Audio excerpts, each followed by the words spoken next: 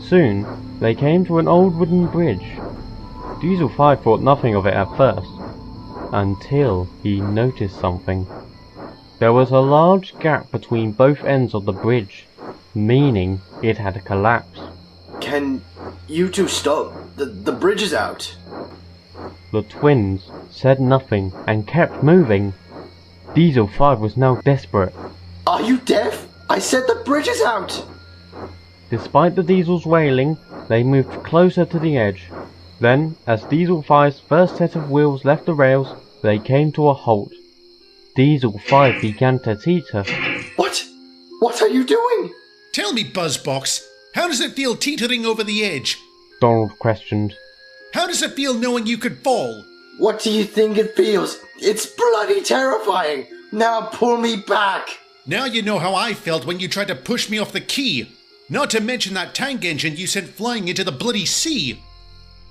Diesel 5's mouth dropped. How did you know? Did you think no one would notice the way you reacted to that engine's death? Donald answered. You might have hidden from the workers and manager, but you didn't hide from us. So we decided to make sure you can't harm anyone else.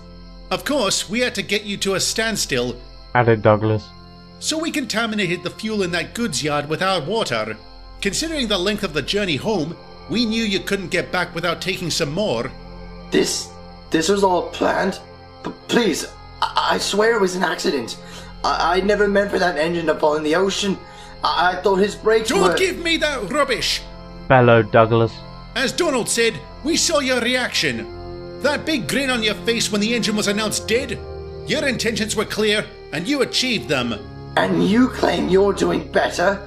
If I fall, the blood will be on your buffers. You're attempting murder! Murder! Then, Diesel 5 heard the cracking of wood beneath him. He soon realised that this bridge wasn't designed for engines his weight. Donald and Douglas wisely moved back onto land. Murder, you say? Well, how is it murder if the victim in question committed murder himself? Aye. You see, Diesel 5, this isn't murder. This is punishment!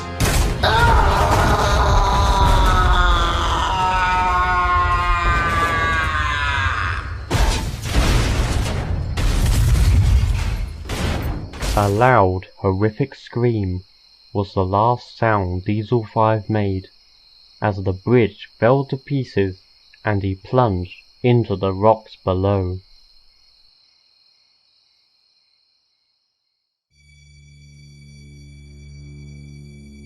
No one ever did find out about the acts Donald and Douglas committed on that night, but Diesel 5's absence didn't go unnoticed.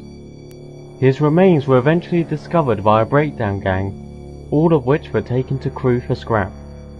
The workmen assumed that the driver left the engine to do something and forgot to put the brakes on properly, resulting in him rolling on his own. That was until the driver himself told them about the breakdown and that it must have been contaminated fuel, which was later confirmed by an inspector.